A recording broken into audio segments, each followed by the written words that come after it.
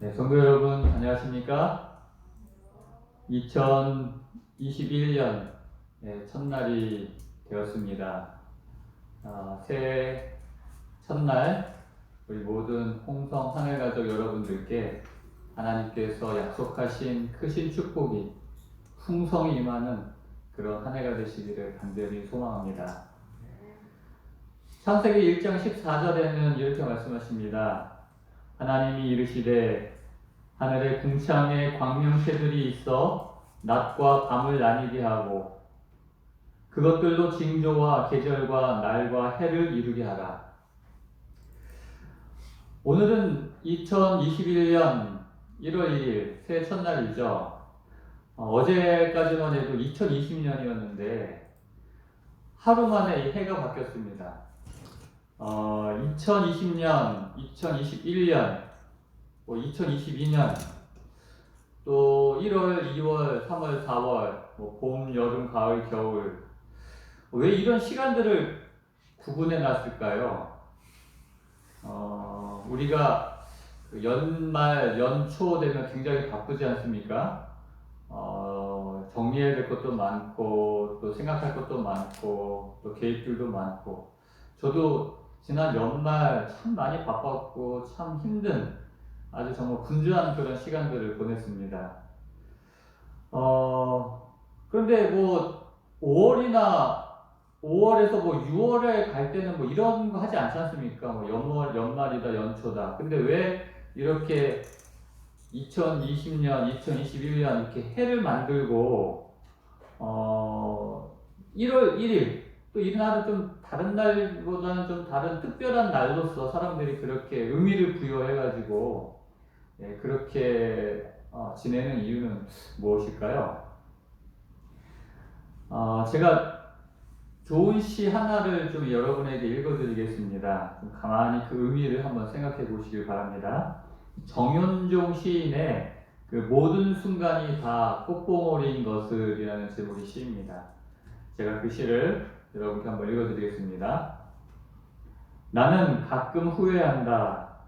그때 그 일이 노다지였을지도 모르는데, 그때 그 사람이 그 물건이 노다지였을지도 모르는데, 더 열심히 파고들고, 더 열심히 말을 걸고, 더 열심히 귀 기울이고, 더 열심히 사랑할 것을 밤벙어리처럼, 귀머거리처럼 살지는 않았는지, 우두커니처럼. 모든 순간이 꽃봉오리인 것을, 내 열심으로 피어날 꽃봉오리인 것을, 꽃봉오리로 피어난 그 순간뿐 아니라 모든 순간이 다 내 열심으로 피어날 꽃봉오리인 것을. 이 정현종 시인이 노년에 지은 이 모든 순간이 꽃봉오리인 것을이라는 제목의 시인데요. 그 지난 오랜 삶을 살아온 그 연륜이 느껴지는 참 아름다운 시입니다. 저는 이 시간이 이런 게 아닌가 하는 생각을 해봅니다. 쭉 지나오면서 보니까 모든 순간들이 내 열심으로 피어날 꽃봉오리인 것을, 그 꽃봉오리가 활짝 피어난 그 순간만이 아니라 그 꽃봉오리를 피우기 위해 노력한 그 모든 시간들이 다 아름다운 꽃봉오리 같은 시간들이라는 것이죠. 여러분, 시간 중에 더 좋은 시간, 안 좋은 시간, 그런 시간이 있습니까? 24시간은 여러분 다 아시다시피 다 똑같은 시간이고 다 같은 시간입니다. 더 좋은 시간, 나쁜 시간, 이런 시간이 없고 특별한 시간이 없는 것이죠. 이렇게 모든 시간들이 다 꽃봉오리인 것을. 그런데 이 시간들을 그렇다면 누가 이렇게 구분해 놓았고 누가 이렇게 정해 놓은 것일까요? 누가 만들었을까요? 근데 생각해보면 이 시간이라는 구분이 없으면 좀 불편할 것 같기는 해요. 우리가 읽는 이 성경도 보면은 제일 먼저 이 성경이 쓰여졌을 때는 이 성경에 창세기, 출애굽기, 레위기 이런 이름이 없었어요. 그냥 쭉 쓰여졌습니다. 몇 장, 몇 절 이런 장절도 없었고요. 그냥 통째로 하나 쭉 쓰여진 것을 후대에 그 성경에 이 책은 창세기, 이 책은 출애굽기하고 후대에 가서 이제 그 책의 이름을 정했고요. 그 다음에 그 책에서 또 1장, 2장, 3장, 또 1절, 2절, 3절, 4절 이렇게 후대에서 그렇게 좀 구분하기 쉽게 그렇게 구별을 해놨습니다. 그래서 지금 우리가 가지고 있는 이 성경, 책, 그 다음에 장절, 이 구분은, 특별히 장절 구분은 1500년 그 제네바 성경을 기준으로 해서 지금까지 사용하고 있어요. 왜 이렇게 구분해 놓았냐면은, 혼자 볼 때는 아무 상관이 없어요. 그런데 이렇게 우리가 교회에서 예배를 드리거나 할 때, 혹은 우리가 성경을 이제 사람들에게 가르치려고 할 때, 이 책 이름이 없고 장절이 없으면 굉장히 불편하겠죠. 우리가 방금 창세기 1장 14절 하면 누구나 다 같이 이렇게 딱 찾아서 바로 볼 수 있는데, 그게 구분이 없으면 어떻게 그거를 한꺼번에 찾을 수 있겠습니까? 예? 출애굽기 20장 20절 누가 그걸 어떻게 하겠어요? 그냥 중간쯤 어디쯤 이렇게 할 수밖에 없지 않겠어요? 그래서 이제 이것이 후대의 그런 편애를 위해서 구분해 놓은 것이죠. 시간도 아마 비슷한 이유이지 않을까 하는 생각을 해봅니다. 시간에 구분이 없다면 어떻게 약속 시간을 잡겠어요?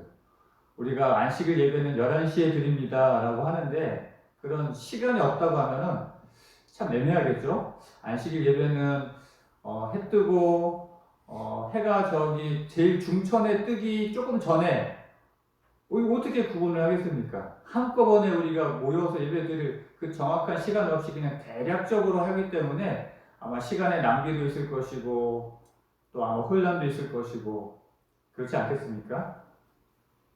그런데요, 단순히 우리가 편하라고 이렇게 시간을 구분해 놨을까요? 왜 시간이 구분되어서 어제까지는 2020년이었는데 오늘은 2021년 또 1월 1일, 그래서 저는 2021년 1월 1일 첫날 이 안식일 저녁에 이 시간이라는 것을 좀 생각해 보기 원하는 것입니다.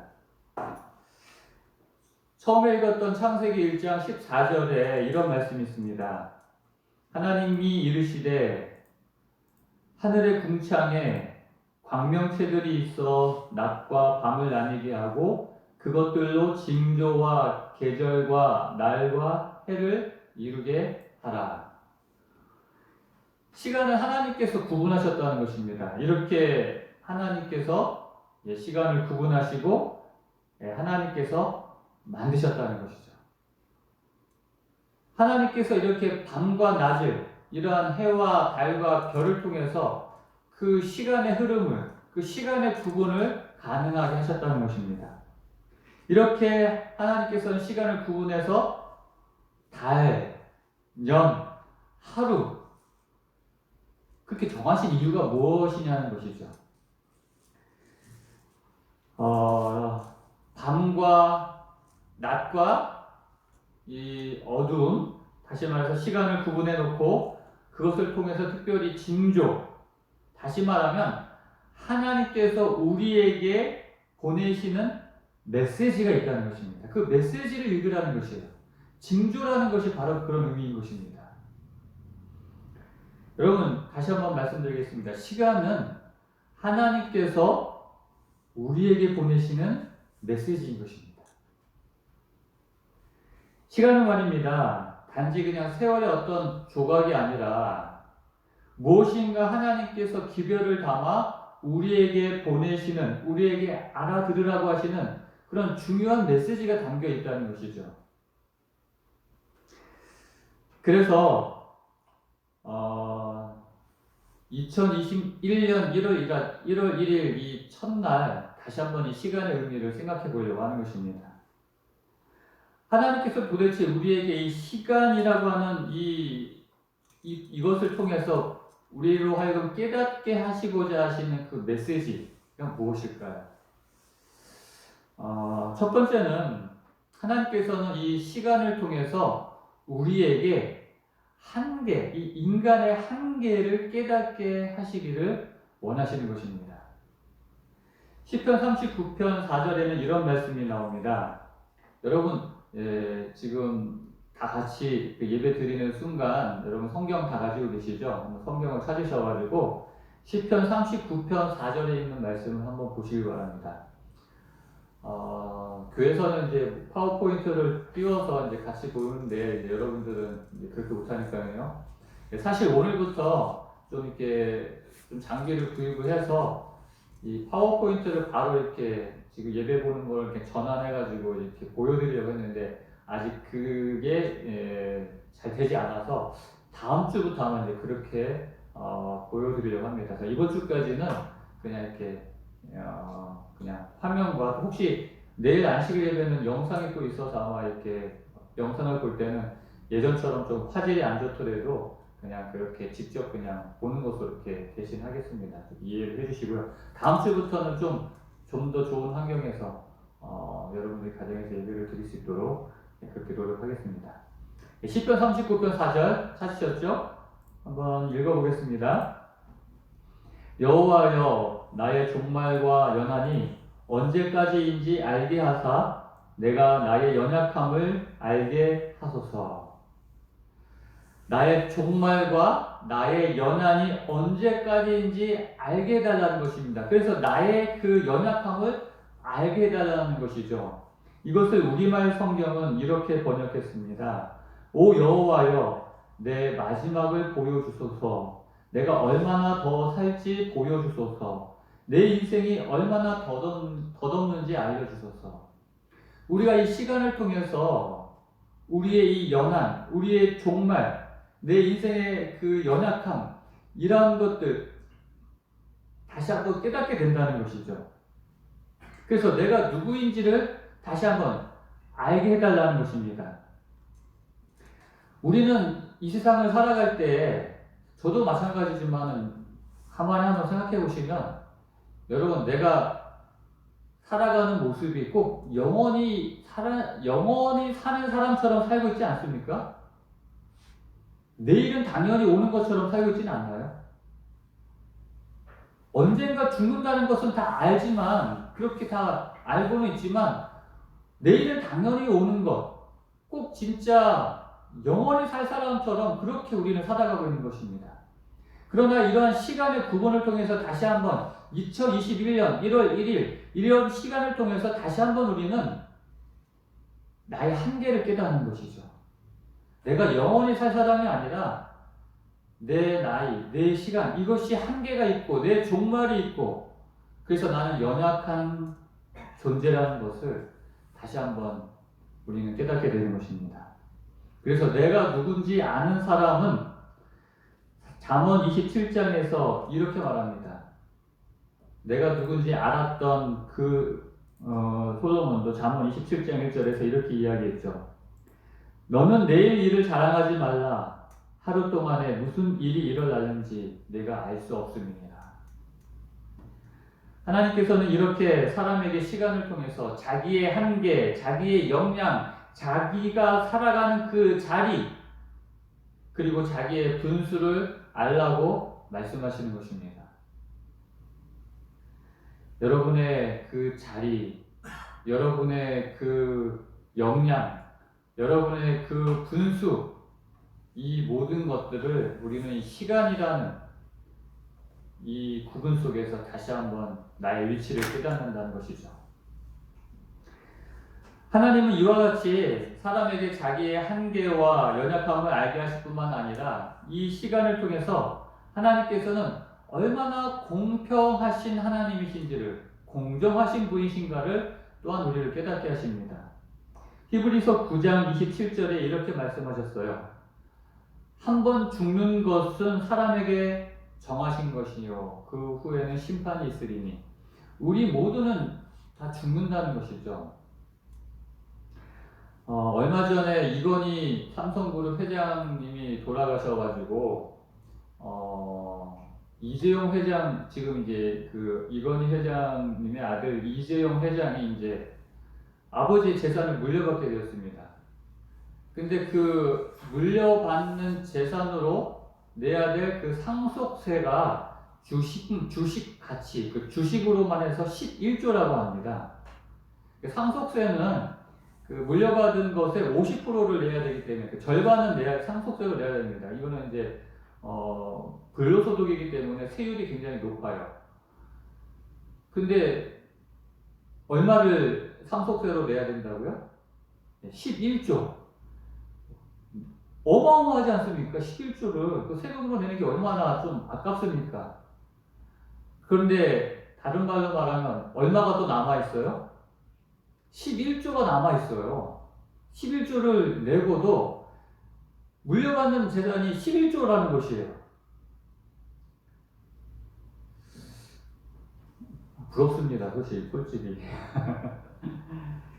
이재용 부회장은 재벌 3세입니다. 첫 그 삼성이라는 회사를 일군 분은 그 이병철 회장님이고, 이건희 돌아가신 회장님은 이제 아들이었고, 이제 이재용 회장은 이제 3세대 이병철 회장의 손자잖아요. 지금 이제 재계는 재벌들 그 재계는 대부분 그 창업자의 이제 3대, 4대가 이제 그 경영 일선에서 회사를 이끌어가는 그런 시대입니다. 그래서 우리나라를 대표하는 뭐 현대자동차도 보면은 정의선 회장이 이제 지금 이제 회장이거든요. 마찬가지로 정주영 회장의 이제 손자예요. 3세대입니다. 3대 이제 4대째. 그런데 재벌 3세나 이제 4세가 이제 회사에 그 보통 그 들어가는 나이가 좀 28세라고 합니다. 평균. 왜냐하면 이제 대학 졸업하고 그다음에 외국에서 이제 유학을 가서 보통 이제 유학을 가거든요. 그래서 이제 최소한 석사 학위를 받아서 돌아오면 이제 그때가 이제 28살 정도 된다는 것입니다. 그때 이제 회사에 들어와서 취직을 해서 평균 3.1년, 3년 1개월에서 3년 4개월이면 상무, 전무하는 그 등기 이사가 됩니다. 3, 4년 만에. 그리고 30대, 그러면 30대 초반이죠. 그리고 이제 30대 후반, 40대 초쯤 되면은 이제 회사를 물려받아서 대표이사가 되는 겁니다. 그런데 사람들은 걱정합니다. 뭘 걱정하냐면 그 창업한 그 할아버지나 또 아버지 세대는 그 회사를 처음 일구면서 참 고생하면서 함께 일하던 사람들의 그 희노애락, 그 애환을 알아요. 그래서 같이 일하는 사람들의 그 자기네들과 함께 일하는 사람들의 그 입장을 이해하고 알지만 이렇게 부잣집에 태어나서 부자로 잘 살다가 걱정 없이 살다가 최고 좋은 교육 받다가 최고 좋은 환경에서 살다가 아무 어려움 없이 그냥 아버지, 할아버지 백으로 그렇게 일찍 회사 들어와서 일찍 상무, 전무 달고 대표이사 된 그 사람들이 어떻게 그 회사의 환경과 그 직원들을 이해하고 회사를 이끌어 나가겠느냐 걱정하는 것이죠. 근데 그건 그 사람들의 걱정이고 저는 걱정보다는 좀 기분이 나빠요. 아까도 얘기했지만. 좀 오래된 그 신문 기사이긴 한데 2016년도 1월 30일 그 조선일보에 이런 제목의 기사가 실렸었습니다. 세계 400대 부자 65%가 자수성가, 한국은 제로. 그 세계 400대, 비록 뭐 4, 5년 전이긴 하지만 400대 부자들의 65%는 밑바닥부터 자기가 열심히 일한 자수성가해가지고 그렇게 400대 부자가 된 사람들이에요. 상속으로 인해서 그 400대 부자에 들어간 사람은 세계적으로 35%밖에 안 된다는 겁니다. 그래서 미국은 71%가 자수성가한 사람이고 중국은 97%, 일본은 100%, 근데 한국은 0%라는 것입니다. 그 400대 부자에 들어가는 한국 사람이 5명 있었어요. 그 당시에. 이건희, 그 다음에 그 아모레퍼시픽 서경배 회장, 이재용 회장, 그 다음에 정몽구 회장, 그 다음에 최태원 회장, 이렇게 5명인데 다 누구예요? 자기 열심히 일해가지고 그렇게 400대 재벌 안에 들어간 겁니까? 아니에요. 다 아버지, 할아버지, 그렇게 물려받은 부자들인 것이죠. 아니 세상에 똑같이 태어나가지고 정말 뭐 열심히 일해가지고 정말 뼈 빠지게 고생해서 그렇게 잘 사는 부자가 되었다면 참 박수 쳐주고 인정할 만한데 그냥 태어나 보니까 아버지가 이건희 회장이에요. 그래가지고 그냥 한 것 없이 부자가 된 사람하고 나하고 같이 살아야 되냐는 것이죠. 태어나 보니까 입에 금수저 물고 태어난 사람하고 아무것도 가지고 태어나지 않은 이 흙수저인 사람하고 오늘날 그것에서 오는 그 괴리감, 세상 사람들이 거기에 대해서 오는 어떤 불공정하다는 느낌, 불공평하다는 그 느낌에 사람들이 불만이 많은 것이에요. 특별히 오늘날 많이 그런 것 같아요. 금수저, 흙수저와의 이 대립, 갈등도 많고요. 그런데 참 공평한 것은 그 사람도 죽고 나도 죽는다는 것입니다. 히브리서 9장 17절 있는 말씀 다시 한번 읽어드립니다. 한 번 죽는 것은 사람에게 정해진 것이요 그 후에는 심판이 있으리니. 시간은 그것을 말하고 있는 것입니다. 오늘 우리에게 시간은 누구나 다 죽는다. 그것은 똑같다는 것을 말씀하고 있는 것이죠. 그리고 죽는 시간을 다 모르는 채 살아간다는 것입니다. 그래서 하나님께서 공평하다는 것을 하나님의 이 시간 속에서 오늘 다시 한번 우리에게 말씀해 주고 있는 것입니다. 우리가 유약한 존재이며 한계를 가진 그 존재이라는 것을, 그리고 그렇게 유약하고 한계가 가진 존재로 살아가면서 하나님께서 정해진 그 시간에 누구나 공평하게 하나님의 주권 아래 그렇게 죽는다는 것. 그것이 성경이 오늘 우리에게 말씀하고 있는 것입니다. 그래서 칼 샌드버그라는 그 미국의 유명한 그 시인이자 역사학자는 이런 이야기를 합니다. 시간은 우리 각자 고유의 재산이요 유일한 재산이다. 시간이라는 것은 이재용 회장이나 저나 여러분이나 우리 각자가 가지고 있는 고유한 그리고 유일한 재산이라는 것입니다. 그것을 어떻게 사용할지 결정하는 것은 오로지 우리 자신뿐이다. 결코 그 재산을 남이 사용하지 않도록 조심하자. 내가 갖고 있는 내 고유의 유일한 재산인 시간을 내가 내 스스로 사용해야지 이것을 남이 사용하지 않게 하도록 조심하라는 것이죠. 공평하게 주어지는 24시간을 통해서 다시 한번 우리는 하나님을 또 한번 배웁니다. 그래서 이 시간을 하나하나 보내면서 특별히 2021년 1월 1일 이 새 아침, 새 하루를 맞이하면서 그저 오늘이 어저께 오늘도 가고 어제도 가고 또 한 살 먹었나 보다 그렇게 생각하지 마시고 에베소서 5장 16절 말씀처럼 정말 세월을 아끼고 시간을 소중히 여기는, 세월을 아끼라 때가 악하니라 라고 말씀하신 그 말씀처럼 우리가 정말 이 소중한 시간을 그렇게 소중히 여기고 보내시는 저와 여러분 되시길 간절히 바랍니다. 하나님께서는 이 시간을 통해서 또 우리에게 보내시는 그 메시지, 비결은 이것입니다. 그 공평하신 하나님, 우리의 한계를 깨닫게 하시는 그 하나님께서 오늘 우리를 돌보신다는 것입니다. 출애굽기 16장 4절에 이렇게 말씀하십니다. 출애굽기 16장에 보면은 이스라엘 백성들이 이제 출애굽해서 하나님께서 광야에서 하나님의 백성을 어떻게 살게 하시는지를 보여주는 말씀입니다. 출애굽기 16장 4절 제가 읽겠습니다. 그때에 여호와께서 모세에게 이르시되 보라 내가 너희를 위하여 하늘에서 양식을 비같이 내리리니 백성이 나가서 일용할 것을 날마다 거둘 것이라. 이같이 하여 그들이 내 율법을 준행하나 아니하나 내가 시험하리라. 하나님께서 말입니다. 이스라엘 백성이 그 아무것도 없는 황량한 광야에서 그들이 살 수 있도록 만나를 내리시죠. 만나를 통하여 40년 동안 그들을 먹이고 살리십니다. 그런데 이 만나를요, 일주일치를 한 번에 주시지 않으셨어요. 이 꼭 하루치만 주셨습니다. 하루 먹고 살 만큼 매일매일 그 만나를 주셨어요. 그런데 참 놀라운 것은요, 어떤 사람은 좀 욕심이 있어가지고 만나를 막 좀 많이 걷어요. 막 걷어가지고 많이 걷었는데도 보면은 남는 게 없어요. 또 어떤 사람은 좀 늦게 나가가지고 조금 적게 거둔 것 같아. 아, 오늘 내가 좀 적게 거둔 것 같은데 해서 보면은 또 모질라지가 않아요. 매일매일 그 사람이 먹을 것이 많이 거두나 적게 거두나 남는 것 없고 모질란 것이 없었다는 것입니다. 그것을 매일매일 가르쳐 주셨어요.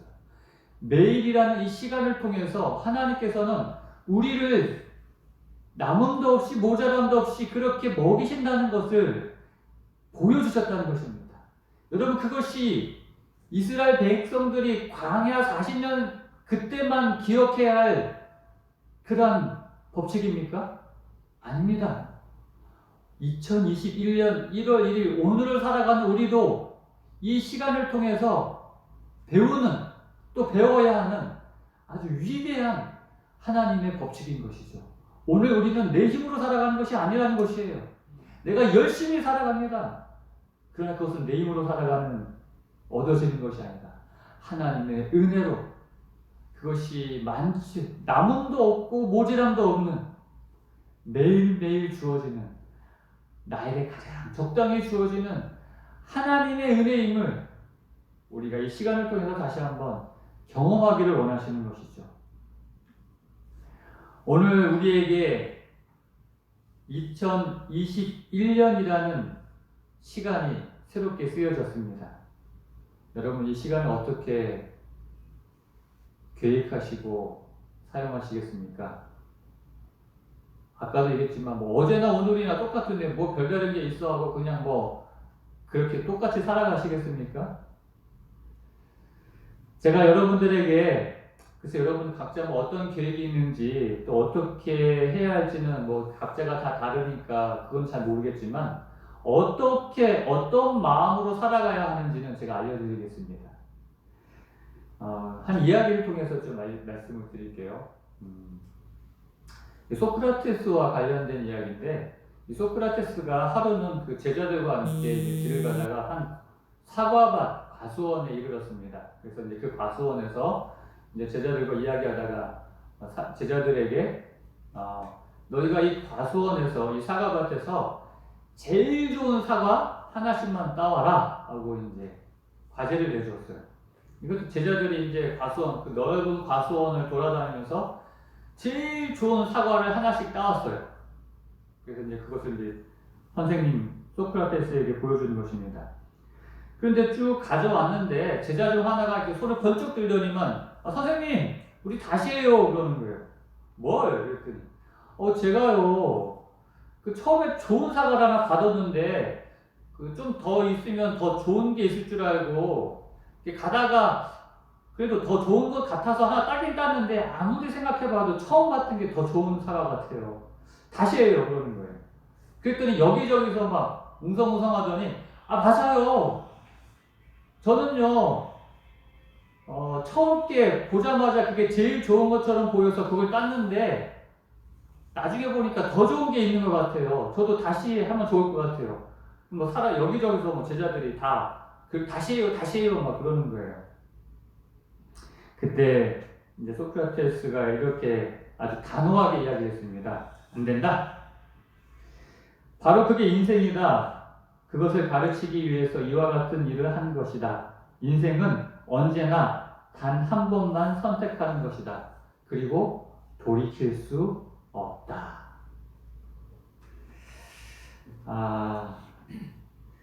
여러분 한번 생각해 보시기 바랍니다. 지금까지 살아오면서 후회되는 건 많이 있죠. 잘못한 것도 많이 있고 모자란 것도 많이 있을 것 같습니다. 그때 그 사과를 땄어야 되는데 그때 그 사과가 더 좋아 보이는데 하는 것들이 있지 않습니까? 그러나 소크라테스처럼 어쩌면 인생은 한 번만 선택하는 것이고요. 돌이킬 수 없는 것인지도 모르겠습니다. 그런데요. 감사하게도 우리에게는 사갔다는 그 기회가 매일 아침 다시 시작된다는 것입니다. 이 시간이라는 것을 통해서 매일 아침 눈을 뜰 때 새로운 시간이 시작된다는 것이죠. 새로운 하루가 시작된다는 것이죠. 새로운 2021년이 시작된다는 것이죠. 어제와 오늘 똑같은 하루 같지만 우리의 마음 가운데 우리에게 느껴지는 이 2021년 해가 바뀌는 이 날은 새로운 한 해라는 것입니다. 다시 사과를 딸 수 있다는 것이에요. 여러분, 하나님께서 그래서 우리에게 이런 시간의 구분을 해 놓으시는지도 모르겠습니다. 지난날에 잘못된 것들, 후회스러운 일들, 그냥 그거 후회만 하고 한탄만 할 것이 아니라 이제 새로운 한 해가 시작되었으니 다시 한번 출발해 보렴. 다시 한번 시작해 보렴. 그래서 오늘 우리에게는 다시 한번 사과를 딸 수 있는 새로운 한 해가 시작이 되었습니다. 사랑하는 성도 여러분, 우리에게 주어진 이 새로운 시간, 지난 삶에서 우리가 하나님과 함께하지 못했던, 좀 하나님 앞에 정말 후회스러웠던 많은 시간들이 있을 것입니다. 그것을 후회하고 한탄하지만 마시고 이제 새로운 결심으로, 새로운 각오로 이제 하나님 안에서 새로운 출발을 하시게 되기를 간절히 소망합니다. 아멘. 우리에게 2021년 1월 1일이라는 새로운 시간이 주어졌습니다. 이렇게 새로운 한 해를 허락해 주신 하나님께 감사를 드립니다. 후회함 없이 용서받고 기쁨으로 또 하루를 맞이하고 또 한 달을 맞이하고 또 한 해를 맞이하다가 드디어 당당하게 기쁨으로 다시 오시는 예수님을 맞이하는 우리 사랑하는 모든 홍성 하늘가족 여러분들 되시기를 간절히 바라면서 오늘 말씀을 마치도록 하겠습니다. 아멘.